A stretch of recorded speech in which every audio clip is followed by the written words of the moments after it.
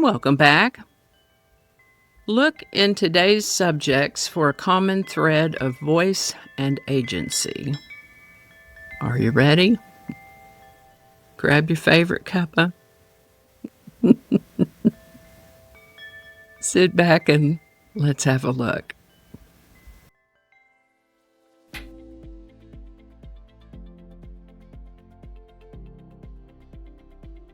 Hi there, and welcome to This Day in History for June 23rd. June 23rd is the 174th day of the year in the Gregorian calendar, 175th in leap years, with 191 days remaining to the end of the year. Today's word is consent. Now, without looking anything up, I detect that the first part of the word, C-O-N, usually means with, and the last part of the word, S-E-N-T, usually has to do with thinking, feeling, or understanding, like a sentient being. So, if I had no knowledge of this word at all, but knowing those two things, I could figure out that consent probably means thinking with or to be in agreement. So, let's look it up now and see what it actually means. And sure enough, consent is an important word in law, ethics, relationships, and everyday interactions. It may be used as a verb or a noun. As a verb, consent means to give permission for something to happen, to agree to something, as in, she consented to the medical procedure. As a noun, consent means permission for something to happen, or agreement to do something, as in, he gave his consent to the terms of the contract. Other examples could be, without her clear consent, the data should not have been shared, or the patient must consent before any surgery can be performed.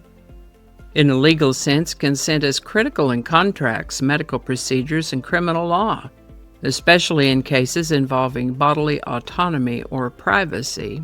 In medicine, informed consent ensures a patient understands the risks and benefits before agreeing to treatment.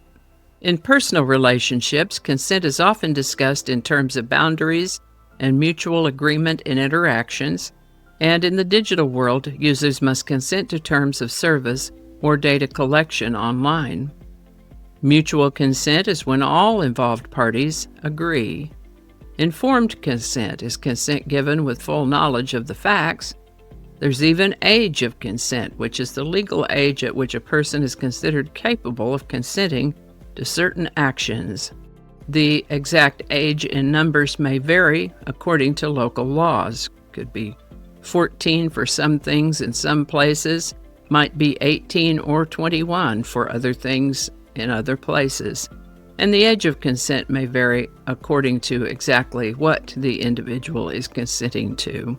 The word consent comes to us from Middle English, Old French before that, originally from Latin, where, sure enough, the word parts C-O-N meant together, and S-E-N-T was from a word that meant to feel, so to feel together, or to agree.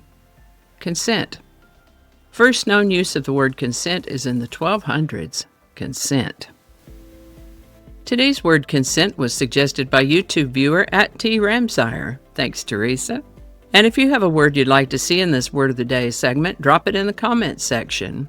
I'm usually pretty good about getting it on the list for us to take a look at. Occasionally I miss one. So if you've requested a word and I haven't gotten to it, just drop it in the comments again. And with that, during the early 1600s, about 60 French families were established in an area called Acadia. It seems they got along well with the local natives and learned the most effective ways to hunt and fish in that part of the world. They lived in an area whose border was intermittently contested between French Canada, modern Quebec, and the British territories in New England.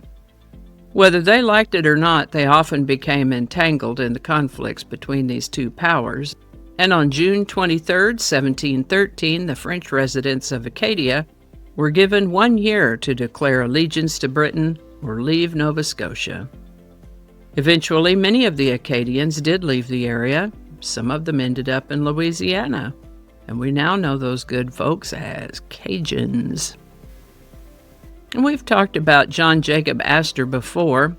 He He was a German-born American citizen. He'd been active in several enterprises during his life and ended up as the wealthiest person in the United States at the time of his death.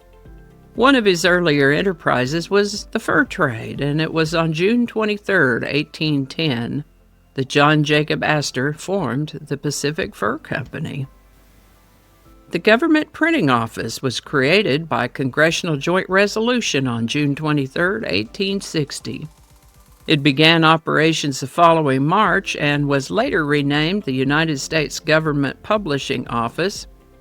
They're in charge of producing and distributing information products for all three branches of the federal government, including U.S. passports for the Department of State, as well as the official publications of the Supreme Court, Congress, the Executive Office of the President, the executive departments, and independent agencies. The development of the device that we now know as a typewriter was incremental, with quite a few people actually developing their version or improving on previous versions.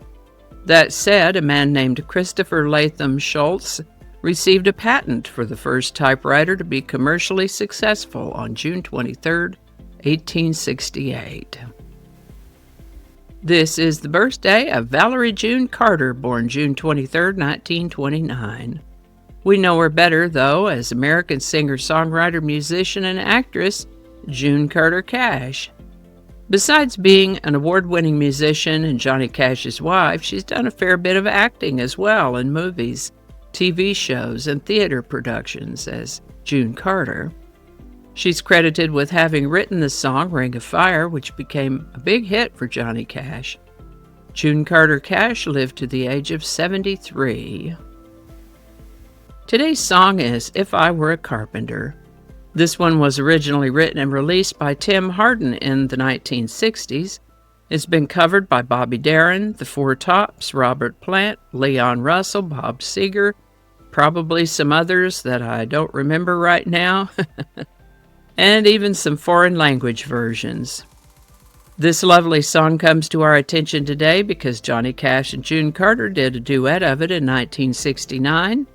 Their duet appears on Johnny Cash's 33rd studio album, Hello, I'm Johnny Cash. It was also released as a single and charted well, number 2 on the country charts and number 36 on the pop charts. By golly, they won a Grammy for this one. If I Were a Carpenter by Johnny Cash and June Carter Cash. Link in the description. How about that? From the displacement of the Acadians to the harmonies of Johnny and June Carter Cash, events around June 23rd remind us of how powerful it is to have a voice and to be heard. Today's quote is from poet, essayist, and playwright T.S. Eliot, who said, "Every moment is a fresh beginning." T.S. Eliot. Profound in its simplicity, isn't it? Alrighty, y'all take care. Be good to each other. I'll see you next time. And I think that's going to do it for us today. Thank you so much for watching.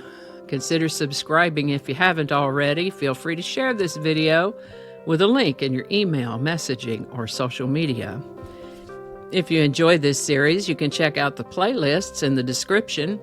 You can find me on BitChute, Facebook, Odyssey, Rumble, YouTube, and X, as well as on a blog page called No Really. All those links are in the description. Alrighty, that's all I can think of right now. Thanks again, and I'll see you next time.